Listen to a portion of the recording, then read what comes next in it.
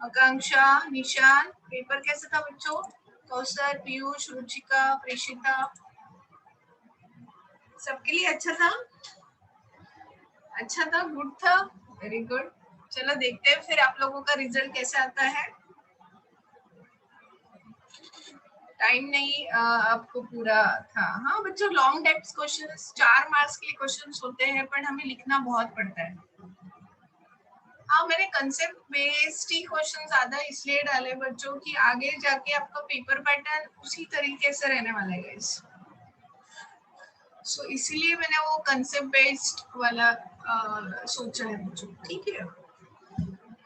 Okay बच्चों, तो हमने इनहेरिटेंस पढ़ लिया बच्चों। अभी क्रोमोसोमल बेसिस ऑफ इनहेरिटेंस पे चल रहे थे, और मैंने उस दिन सिर्फ डायग्राम सबको समझाई थी, डायग्राम ऑफ क्रोमोसोम। क्रोमोसोम में क्या क्या होता है, तो क्रोमोसोम का स्ट्रक्चर में काइनेटोकोर्स होते हैं, क्रोमोनीमा, क्रोमेटोफोर्स होते हैं, और क्या होता है बच्चों, और उसमें प्राइमरी कंस्ट्रक्शंस होता है, सेकेंडरी कंस्ट्रक्शंस होता है ना। ये चीजें मैंने आपको पढ़ा दी थी। चलिए लेट्स गो अहेड, समझते हैं। तो हमने principle of basis of inheritance हमारा हो गया। अभी जो चल रहा है unit, that is chromosomal basis of inheritance. उसमें मैंने आपको ये समझा दिया था यूप्लॉइडी क्या होता है, मतलब मल्टीपल्स में नंबर्स बढ़ता है। यूप्लॉइडी में नंबर बढ़ता है बच्चों, मैंने पढ़ाया था। यूप्लॉइडी, अनयूप्लॉइड में एक तो डिलीट होगा नहीं तो ऐड होगा, डिलीट होता है तो हाइपोप्लॉइडी, और ऐड होता है तो हाइपरप्लॉइडी, ऐसा हमने देखा था। स्ट्रक्चर ऑफ क्रोमोसोम पे हम है VVIMD1, ये 2 मार्क्स के लिए आता है बच्चों, या समटाइम्स 3 मार्क्स। एक्सप्लेनेशन पूछते हैं तो 3 मार्क्स के लिए आएगा। डायग्राम 2 मार्क्स के लिए बहुत सी बार पूछा गया है रिपीटेडली, तो ये वाला स्ट्रक्चर्स आपको ध्यान में रखना है बच्चों। मैंने इसको उस दिन आपको समझाया था, इफ आई गेस, कि क्रोमोसोम जो रहता है बच्चों, क्रोमोसोम में end of the chromosome is known as telomere. End of a chromosome is known as telomere. इसमें ऐसे नॉच होता है, पहला नॉच सेकेंडरी कंस्ट्रक्शन, ऐसे 2 सेकेंडरी कंस्ट्रक्शन होते हैं, secondary constriction 1 and secondary constriction 2, और एक रहता है मिडिल में, इसे हम कहते हैं प्राइमरी कंस्ट्रक्शन। यहाँ इसे दूसरा नाम है सेंट्रोमियर, और यहाँ पे एक प्रोटीन की डिस्क होती है जिसे हम कहते हैं काइनेटोकोर, और इसका काम होता है बच्चों, ये सेल डिवीजन में हेल्प करता है। फिर मैंने बताया था यहाँ पे एक सैटेलाइट रीजन होता है और एक न्यूक्लियर, सेकेंडरी कंस्ट्रक्शन के पास में न्यूक्लियोलर, न्यूक्लियोलस करके एक छोटा सा ऑर्गेनेल होता है यूकैरियोटिक न्यूक्लियस में।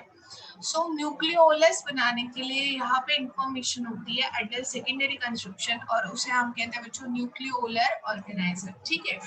सो इसको रीड आउट करते हैं बच्चों, उस दिन हमने रीडिंग नहीं की थी बच्चों। तो स्ट्रक्चर ऑफ क्रोमोसोम, और एक बात बताना चाहूंगी इसको रीड आउट करने से भी पहले, उसके बाद में, और देखो, हाँ बच्चों ध्यान में रखना है बच्चों, जैसे मैंने कहा यहाँ पे ना सेंटर में प्राइमरी कंस्ट्रक्शन जो होती है, प्राइमरी कंस्ट्रक्शन को मैंने बताया it is also known as centromere, ठीक है guys, give me a minute.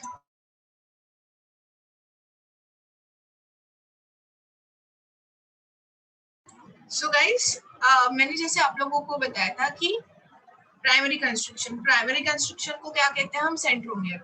सो बच्चों depends upon position of the centromere, centromere कहाँ पे है। जैसे सेंटर में रहता है और क्रोमोसोम 2 पार्ट्स में डिवाइड होता है, 2 हाफ्स में डिवाइड होता है, इक्वल हाफ्स में, तो हम उस टाइप ऑफ क्रोमोसोम को कहते हैं बच्चों मेटासेंट्रिक। उसे आप क्या कहोगे, मेटासेंट्रिक। मेटासेंट्रिक क्रोमोसोम ऐसा क्रोमोसोम जिसमें सेंट्रोमियर कहाँ प्रेजेंट है, सेंट्रोमियर, ठीक है, मेटासेंट्रिक। पोजीशन ऑफ सेंटर कैसा रहता है, सेंटर में रहेगा। सेंट्रोमियर का पोजीशन कहाँ है, यहाँ पे सेंटर में है बच्चों, सेंटर में, it is at the centre. दूसरा होता है बच्चों, एक जो क्रोमोसोम होता है ये है मेटासेंट्रिक, फिर होता है एक्रोसेंट्रिक, फिर एक है यहाँ पे टीलोसेंट्रिक, टीलोसेंट्रिक,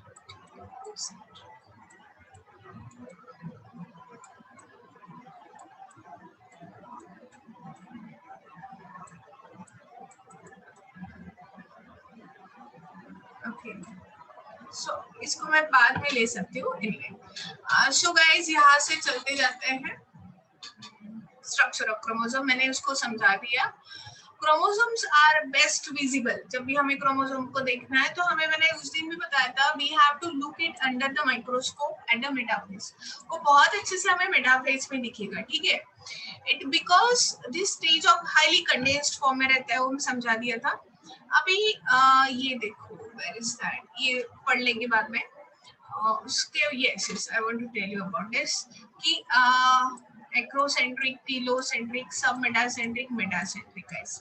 सो अभी देखो, एक्रोसेंट्रिक क्रोमोसोम जे शेप दिखता है, टीलोसेंट्रिक क्रोमोसोम आई शेप दिखता है, submetacentric L shape, like that. So क्या है, इसको मैं पहले ले लेती हूँ। सो गाइस, जब सेंटर में रहेगा सेंट्रोमियर, जब हमें इक्वल पार्ट्स मिलते हैं, ऐसे बिल्कुल इक्वल पार्ट्स। जरूरी यहाँ दो बताए, जनरली ऐसे क्रोमैटिड के फॉर्म में रहते हैं, इक्वल पार्ट्स मिलते हैं, तो हम इसे कहेंगे मेटासेंट्रिक, क्योंकि सेंट्रोमियर सेंटर में, और ये है गाइस सेंट्रोमियर, ये है सेंट्रोमियर। दूसरा है बच्चों, ये हुआ सब मेटासेंट्रिक, इसे आप कहोगे सब मेटासेंट्रिक। सब मेटासेंट्रिक इसलिए बच्चों, सपोज ये क्रोमोसोम है, तो क्रोमोसोम के सेंटर से स्लाइडली अपर साइड में चला जाता है, मतलब not at the middle but little bit away from the middle. So इसमें भी अनइक्वल पार्ट्स मिलते हैं, तो हम कहते हैं सब मेटासेंट्रिक। एक्रोसेंट्रिक मतलब ये सेंटर से बहुत आगे की तरफ भाग रहा है बच्चों, अभी इट इज लाइक यहाँ आ गया सेंट्रोमियर, ये देखो यहाँ आ गया सेंट्रोमियर। सो एक्रोसेंट्रिक। टीलो मतलब बिल्कुल एंड में प्रेजेंट है सेंट्रोमियर, मतलब ऐसा लग रहा है कि रॉड शेप दिख रहा है। तो ऐसे जो क्रोमोसोम्स के होते हैं, इसे हम कहते हैं मेटासेंट्रिक, मिडल में सेंट्रोमियर है। This classification is based on the position of the centromere. Metacentric बोलते जाओ मेरे साथ, मेटासेंट्रिक 2 मार्क्स के लिए क्वेश्चन आता है बच्चों इसमें। मेटासेंट्रिक डायग्राम ड्रॉ करनी होती है, ये वाली डायग्राम डायरेक्टली ड्रॉ कर सकते हो। मेटासेंट्रिक, सब metacentric slightly away from the center, acrocentric towards the center, and the telocentric at the end of the chromosome. No, I did a mistake, I think. Metacentric middle position में centromere, submetametric slightly away from the center, acrocentric towards the end, और telocentric absolutely at the end of the chromosome present रहता है, centromere, ठीक है। अभी ये दिखते कैसे बच्चों, जब हमें इन क्रोमोसोम्स को अंडर द माइक्रोस्कोप देखेंगे, एक्रोसेंट्रिक हमेशा बच्चों, एक्रोसेंट्रिक ऐसा जे शेप दिखता है, ऐसा क्रोमोसोम कैसा दिखता है बच्चों, ये ऐसा जे शेप दिखता है, it's look like a J shape. Telocentric बिल्कुल आई शेप दिखता है, इसलिए आई शेप दिखता है बच्चों कि यहाँ पे सेंट्रोमियर है और ये यहाँ पे सेंट्रोमियर है और ये ऐसा क्रोमोसोम है, आई शेप दिखता है। सब मेटासेंट्रिक कैसा दिखता है, एल शेप। क्यों दिखेगा बच्चों एल शेप, बिकॉज ये ऐसा क्रोमोसोम है ना, एक्रोसेंट्रिक, तो यहाँ पे सेंट्रोमियर रहता है, तो एल शेप दिखता है क्रोमोसोम। मेटासेंट्रिक में वी शेप दिखता है, वी इसलिए दिखता है कि ये क्रोमोसोम है बच्चों, और क्रोमोसोम के बिल्कुल इक्वल पार्ट्स बने हैं ना, तो सेंट्रोमियर कहाँ आता है, सेंट्रोमियर यहाँ पे आता है बच्चों। दैट्स व्हाई मेटासेंट्रिक क्रोमोसोम कैसा दिखता है बच्चों, वी शेप। और क्रोमोसोम के ये जो पार्ट्स दिख रहे हैं बच्चों, इसे हम कहते हैं क्रोमैटिड, इसे हम क्या कहते हैं, क्रोमैटिड। जैसे कि मेरे पास में ये क्रोमोसोम है, तो इसके ये 2 पार्ट्स दिख रहे हैं और यहाँ पे सेंट्रोमियर है, तो इसे मैं कहूंगी chromatid. I can show the chromatid in this way also, इसे हम बाइवैलेंट क्रोमोसोम कहते हैं। ये दोनों क्या हुए बच्चों, क्रोमैटिड, और सेंटर में क्या है, सेंट्रोमियर। सेंट्रोमियर में क्या रहता है, प्रोटीन का डिस्क, उसे क्या कहते हैं, काइनेटोकोर। उसका फंक्शन क्या है, it help in cell division. So हमने देख लिया स्ट्रक्चर ऑफ क्रोमोसोम, हमने देख लिया टाइप्स ऑफ क्रोमोसोम, हमने देख लिया क्रोमोसोम्स की शेप्स कैसे रहते हैं, ठीक है। एक बार रीड आउट कर लेते हैं। सो सो क्रोमोसोम आर बेस्ट विजिबल, कौन से फेज में, बिल्कुल भूलना नहीं है, क्रोमोसोम को देखना है तो बेस्ट विजिबल कौन से फेज में दिखेंगे, मेटाफेज में, ठीक है। और दूसरा मेटाफेज वाला मैंने लास्ट लेक्चर में पढ़ाया, हाईली कंडेंस्ड फॉर्म रहता है, Generally, typical chromosome consists of two chromatids joined together at the centromere. Centromere का दूसरा नाम primary constriction. Primary constriction consists of this shape plate जो कि प्रोटीन से बनती है और जिसे हमने क्या कहा बच्चों, kinetochore. It is at the kinetochore spindle fibres gets attach. Kinetochores पे कौन अटैच रहते हैं बच्चों, स्पिंडल फाइबर्स अटैच होते हैं लाइक दैट. ये क्रोमोसोम है और ये काइनेटोकोर है, तो ऐसे ऐसे स्पिंडल फाइबर्स अटैच होते हैं. ये क्रोमोसोम है, तो काइनेटोकोर को ऐसे स्पिंडल फाइबर्स दोनों तरफ से किसी सेल में जॉइन होते हैं. They help in a cell division guys. Besides primary constriction, some few chromosome possesses additional one or two constriction, जिसे हम कहते हैं secondary constriction. Secondary constriction 1, secondary constriction 2. At a secondary constriction 1, nucleolus become organized during interphase. A satellite body, SAT body, is attached under secondary constriction to. It is where in few chromosomes, सभी chromosome में होता है ऐसा जरूरी नहीं, पर yeah, it is present. Each chromatid in turn contains a long, unbranched, slender, highly coiled DNA thread called as a chromonema. देखो chromonema structure मैंने बताया, ये thread-like structure is the chromonema. This thread-like structure is the chromonema. और ये chromonema पे ऐसे puffs रहते हैं. क्रोमोनिमा पे ये पफ्स है, इससे हम कहते हैं क्रोमेटोफोर. सो बच्चों मैंने आपको इस डायग्राम में कितने क्रोमोनिमा बताया है, 2. और कितने क्रोमोफोर्स बताए, गिन नहीं सकते, बहुत सारे हैं. और ये पूरा स्ट्रक्चर सेकेंडरी कंस्ट्रिक्शन, फिर प्राइमरी कंस्ट्रिक्शन, इस तरह से जाएगा. End of the chromosome is known as telomere. Chromatid consists a double-stranded DNA molecule. DNA हमेशा double-stranded होता है, which extend from one end of a chromosome to another. ये मैंने पढ़ा दिया आपको, ठीक है. Telomers. The end of a chromosome is known as the telomers. End of a chromosome is known as telomers. ठीक है बच्चों, पता है क्या, जैसे जैसे हमारी एजिंग होती है ना बच्चों, जैसे जैसे हमारी एजिंग होती है, ये टीलोमर्स जो रहते हैं हमारे क्रोमोसोम्स, ये टीलोमर्स की साइज छोटी छोटी हो जाती है. मतलब हमारे क्रोमोसोम का size decreases as the age grows. ठीक है, और इसीलिए भी हम इमॉर्टल नहीं है. We are not a immortal because we die. Why we die? Because we don't know why we die. But हम इसलिए भी हमारी डेथ होती है कि हमारे डीएनए के टीलोमर्स मतलब एंड जो होते हैं धीरे धीरे श्रिंक आउट होते हैं या रिड्यूस्ड होने लगते हैं बच्चों.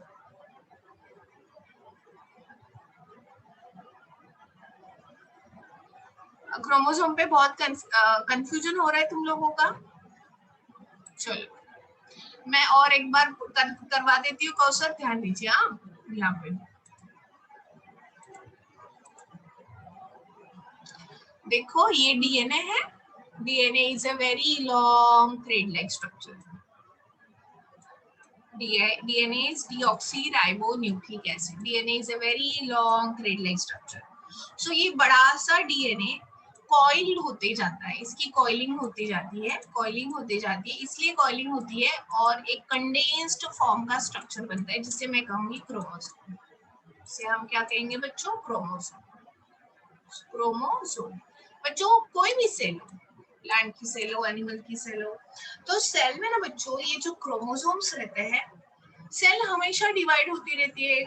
तो सेल जब डिवाइड होती है तो ये क्रोमोसोम अलग अलग फेज में दिखते हैं. कभी क्रोमोसोम थ्रेड लाइक दिखता है, कभी बहुत कम कंडेंस दिखता है, कभी बहुत ज्यादा.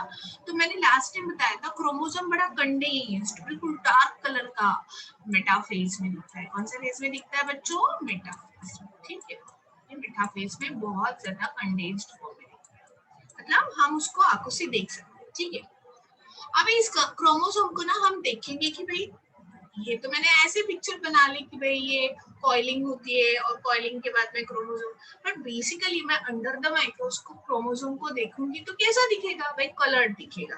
बट इंटरनल स्ट्रक्चर कैसा होगा उसको तो मुझे इलेक्ट्रॉन माइक्रोस्कोप से देखना पड़ेगा. और जब मैं क्रोमोसोम को, हमारा ही क्रोमोसोम है भाई, किसी और का तो है नहीं, सो क्रोमोसोम्स को जब मैं अपने कुछ कुछ स्ट्रक्चर वेरी करेंगे, जीन्स की बात नहीं करें, बेसिक जनरल स्ट्रक्चर जो है नॉर्मल क्रोमोसोम का, एबनॉर्मल भी रहते हैं हमारे बॉडी में क्रोमोसोम्स, ठीक है, नॉर्मल क्रोमोसोम्स की बात कर रही हूँ। नॉर्मल क्रोमोसोम्स में क्या होता है, ये डीएनए का जब कॉइलिंग होता है तो ये डीएनए ना अपना एक मस्त सा स्ट्रक्चर बना लेता है, कैसा, सो ये है तो डीएनए हमेशा डबल स्ट्रैंडेड होता है, मतलब डीएनए जो है ये बनता है दो थ्रेड लाइक स्ट्रक्चर से, डीएनए ये दो थ्रेड लाइक स्ट्रक्चर से बनता है, और ये दो थ्रेड जो है वो एक दूसरे पे इंटरवीवन होते हैं। सपोज ये है 5 प्राइम टू 3 प्राइम, बस इसका नेक्स्ट यूनिट पे मैं पूरा डीएनए स्ट्रक्चर पढ़ाने जा रही हूँ, तो जस्ट अभी ध्यान रखो थोड़ा सा फॉर योर अंडरस्टैंडिंग, ज्यादा कंफ्यूज मत हो, कॉन्सेप्ट समझ लीजिए गाइस। सो ये एक हैंड है 5 प्राइम टू 3 प्राइम, और ये 3 प्राइम एंड वाला, दूसरा ये 3 प्राइम टू 5 प्राइम एंड वाला, ऐसे दो डीएनए के स्ट्रैंड है समझ लीजिए। अब ये दोनों स्ट्रैंड एंटी पैरेलल, दोनों का एंड 5 ही नहीं है, एक का 5 है एक का 3 है, यहाँ पे एक का 3 दूसरा 5 है, तो ये एंटी पैरेलल रन होते हैं, उल्टे चलते हैं। और ये क्रोमोसोम जो है ना बच्चों, ये डीएनए के दो स्ट्रैंड, डीएनए की बात हो रही फिलहाल, ये डीएनए के दो स्ट्रैंड एक दूसरे पे ऐसे ओवरलैप होते हैं और ये बन गया डीएनए। तो डीएनए कैसा है, डबल स्ट्रैंडेड, क्योंकि उसमें दो स्ट्रैंड्स है डीएनए के, एक 1 एंड एक 2, दोनों ओवरलैप हुए और हेलिक्स की तरह स्ट्रक्चर बनाया। अब ये डीएनए जो हम देखेंगे ना बच्चों, ये DNA is a very long structure, बहुत लॉन्ग स्ट्रक्चर होता है, ये डीएनए मीटर्स तक के हम इसको मेजर कर सकते हैं। और ये बड़ा सा डीएनए हमें हमारी छोटी सी सेल के न्यूक्लियस में रखना है। भाई सेल को हम आंखों से देख सकते हैं नहीं, न्यूक्लियस तो उससे भी छोटा है ना, तो ये बड़े से डीएनए को न्यूक्लियस में रखना है तो उसको कॉइलिंग करना जरूरी है, उसको क्या करना जरूरी है गाइस, कॉइलिंग।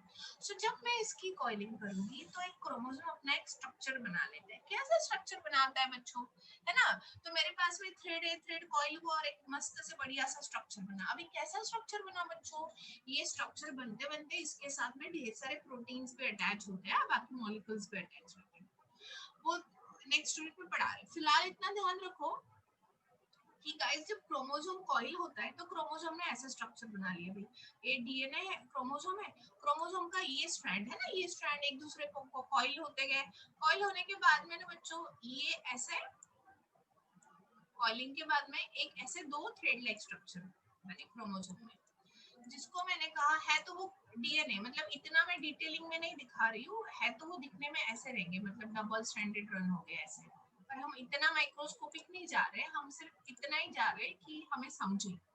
तो बच्चों क्रोमोसोम में बच्चों एक ऐसा स्ट्रक्चर होता है जो कि थ्रेड लाइक होता है, ठीक है, जो कैसा बच्चों, थ्रेड लाइक, हम इलेक्ट्रॉन माइक्रोस्कोप में देखेंगे तो पता चलेगा थ्रेड लाइक। और बच्चों इस थ्रेड लाइक स्ट्रक्चर पे ना बच्चों ये है तो डीएनए, डीएनए ऐसे ऐसे ओवरलैप हो गया कि ऐसे पफ की तरह स्ट्रक्चर बना। तो गाइस ये जो थ्रेड लाइक स्ट्रक्चर है ना दोनों तरफ से बना है, इसे मैंने कहा क्रोमोनीमा। कौन सी वाली नीमा गाइस, क्रोमोनीमा। और एक क्रोमोनीमा फिर से एक दूसरे पे कॉइल होने लगे, मतलब है तो डीएनए, जो थ्रेड थ्रेड की तरह दिख रहा है वो क्रोमोनीमा है, और सो जो तो थ्रेड की तरह दिख रहा है वो क्रोमोनीमा है, और इसका कुछ डीएनए ऐसे ऐसे ऐसे कॉइल हुआ कि ऐसे पफ बने, पफ मतलब ऐसे बड़ा सा हाईलाइटेड पोर्शन बना है ना, ये दोनों तरफ से ऐसे पफ बने, ऐसी डिजाइन बनी, तो पफ की तरह सेमी सर्कल की तरह पफ बने। ये पफ जो है इस पफ को हम कहेंगे है तो वो क्रोमोसोम ही है, तो पूरा डीएनए, बट उसने अभी अपना एक बेसिक स्ट्रक्चर ले लिया ना, उसको एक कन्फर्मेशन आ गया, एक शेप आ गया, उसको कुछ तो नाम देना पड़ेगा। जो थ्रेड की तरह दिखता था उसे कह दिया क्रोमोनीमा, जो पफ की तरह दिख रहा है उसे हमने कह दिया chromophore.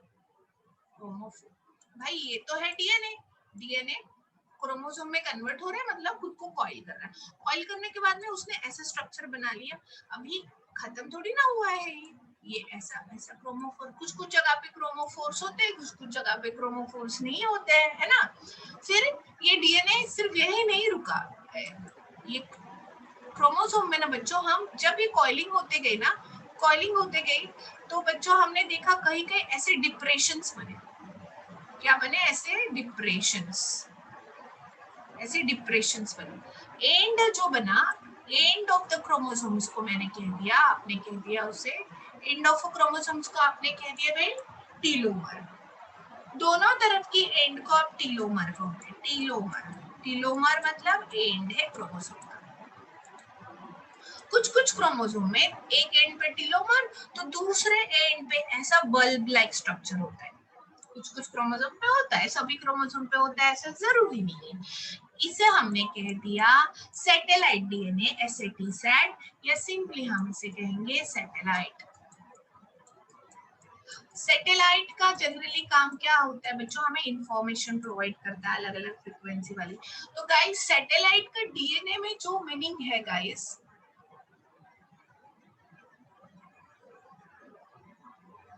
Hi Neha, how are you? It's been a long time. I could you see you here? I could see. Guys कैसे हो बेटा नेहा? बहुत सालों के बाद में आप दिख रहे हो, तुम्हारा मैसेज दिख रहा है। ठीक है, तुमने बहुत पोर्शन मिस किया है। डोंट वरी बेटा, कर लेंगे, डोंट वरी। अभी हम जो पढ़ रहे हैं दैट इज अपने आप में ही एक हार्ड वाला टॉपिक पढ़ रहे हैं, क्रोमोसोम, उसको समझने की कोशिश कर रहे हैं। तो ये बल्ब लाइक स्ट्रक्चर जो होता है क्रोमोसोम के एंड पे, उसे मैंने कह दिया सैटेलाइट। ठीक है बच्चों, और इस सैटेलाइट में सैटेलाइट का फंक्शन क्या होता है, वो मार्कर की तरह होता है। मार्कर मतलब एक आइडेंटिफिकेशन, क्रोमोसोम्स को आइडेंटिफाई करने के लिए सैटेलाइट का यूज होता है। भाई दुनिया भर के अलग अलग टाइप्स के क्रोमोसोम रहते हैं, सब क्रोमोसोम पे अलग अलग जीन्स रहते हैं, तो ये बहुत वास्ट स्टडी है। अभी हम आगे चलेंगे बच्चों। हमने देखा कि इसमें दो कंस्ट्रिक्शन मतलब ऐसी नॉच नॉच होती है। एक नॉच जो है उसे हम कहेंगे सेकेंडरी कंस्ट्रिक्शन 1, और दूसरी जो नॉच है उसे आपने कह दिया सेकेंडरी कंस्ट्रिक्शन 2। भाई सेकेंडरी कंस्ट्रक्शन 2 जो होती है ना बच्चों, यहाँ पे ना इंफॉर्मेशन होती है क्रोमोसोम के ऊपर कि अभी ये देखो कोई सेल है गाइस, कोई भी सेल हो सकती है, प्लांट सेल, एनिमल सेल। तो इस ना सेल पे ना गाइस सेल ना वो बैक्टीरिया का दिख रहा था।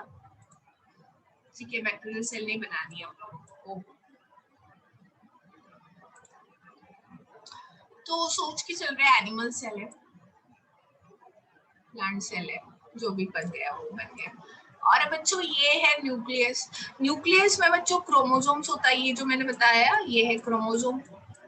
और ना बच्चों न्यूक्लियस में और एक स्ट्रक्चर होता है ऐसा सर्कुलर, और उसे हम कहते हैं ना गाइस, ये सिर्फ यूकैरियोट्स में होता है, प्लांट और एनिमल में।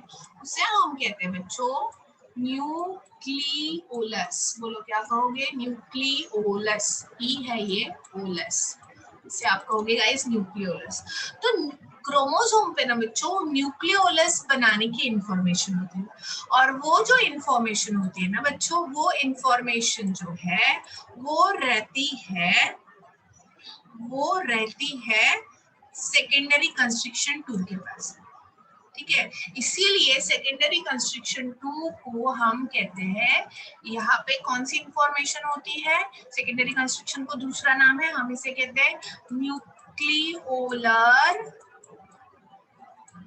ऑर्गेनाइजर, न्यूक्लियोलस भी बोल सकते हैं, ऑर्गेनाइजर, इसे हम न्यूक्लियोलर ऑर्गेनाइजर भी कहते हैं, क्योंकि यहाँ पे न्यूक्लियोलस बनने की इंफॉर्मेशन होती है। ठीक है, दूसरी बात और एक कंस्ट्रक्शन होती है यहाँ पे, जिसे हम कहते हैं प्राइमरी कंस्ट्रक्शन। बोलो क्या कहोगे, प्राइमरी कंस्ट्रक्शन।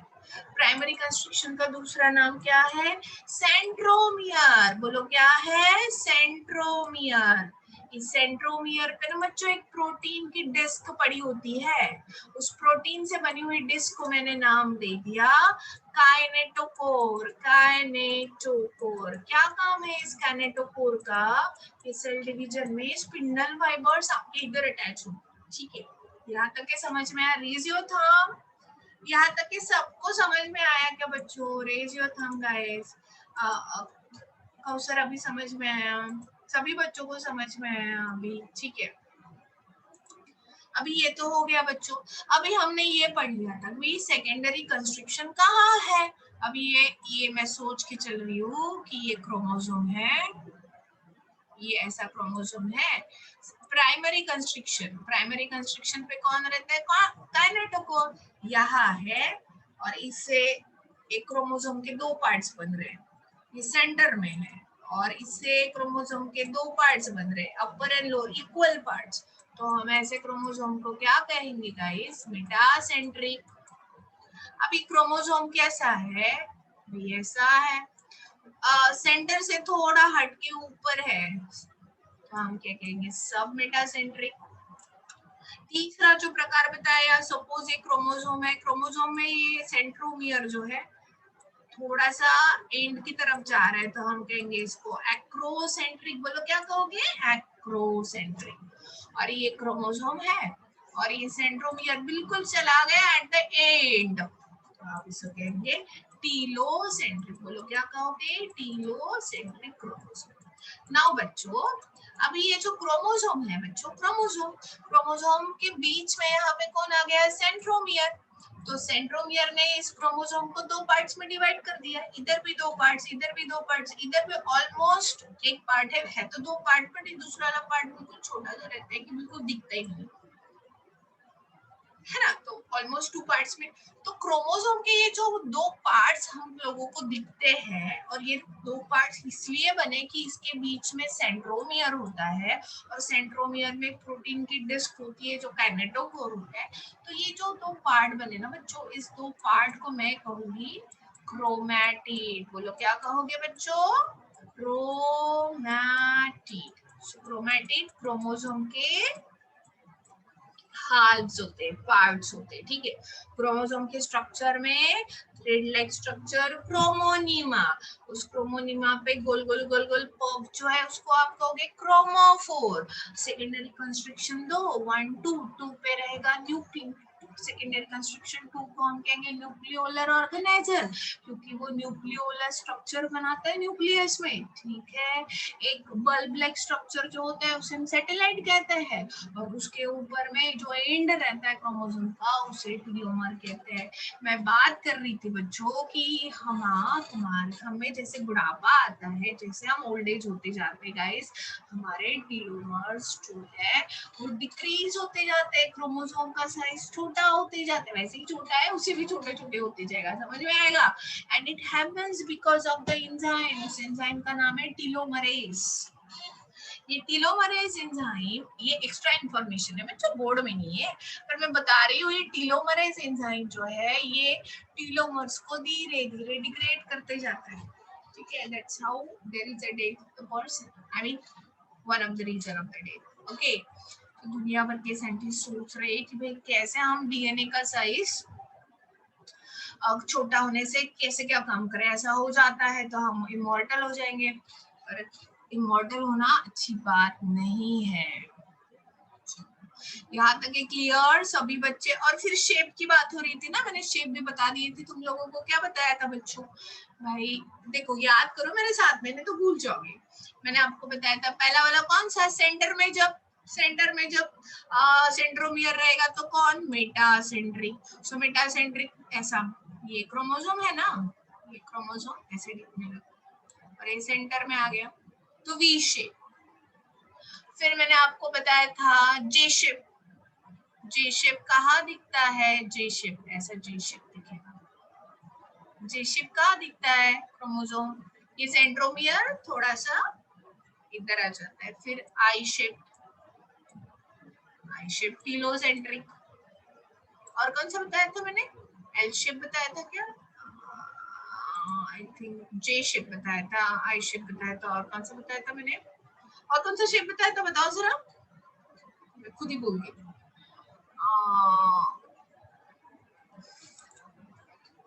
एक्रोसेंट्रिक वाला, हाँ एक्रोसेंट्रिक वाला कौन सा शेप बताया था मैंने हाँ एल शेप, हाँ ये तो जे शेप हो गया, हाँ अभी एल शेप, हाँ एल शेप बताया था लाइक दैट, हाँ। सो ऐसे ऐसे अलग अलग शेप्स की मैंने बात की थी, है ना। सो ये क्रोमोसोम की सेंट्रोमियर के कारण होती है, ठीक है। चलो आगे पढ़े, कौशर अभी समझ में आया तुमको, सभी बच्चों को क्लियर है, अभी सभी बच्चों के लिए क्लियर है, एवरीबॉडी इट इज क्लियर, हाँ। तो बच्चों वीडियोस ऑन करो और मेरे सामने फटाफट डायग्राम बनाओ ये, कम ऑन।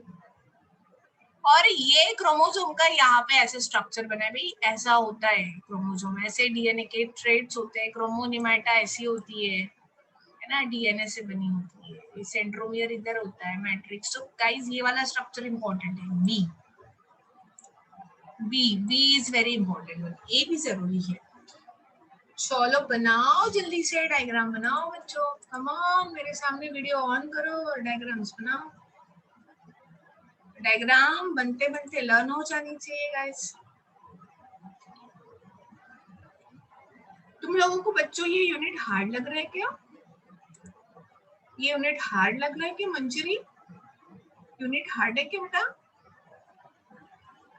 थोड़ा सा हार्ड लग रहा है?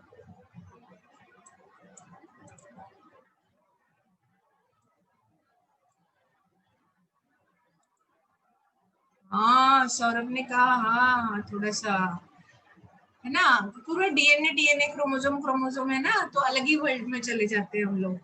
तो इट इज लाइक हार्ड है पर अच्छा इंटरेस्टिंग है, धीरे धीरे इंटरेस्ट आएगा तुम लोगों को, अभी भी शुरुआत हुई है ना इसलिए। ठीक है बेटा, ठीक है, इट्स ओके।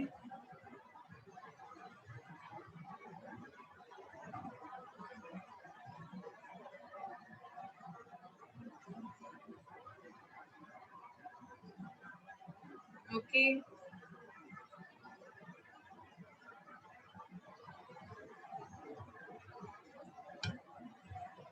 चलो जल्दी से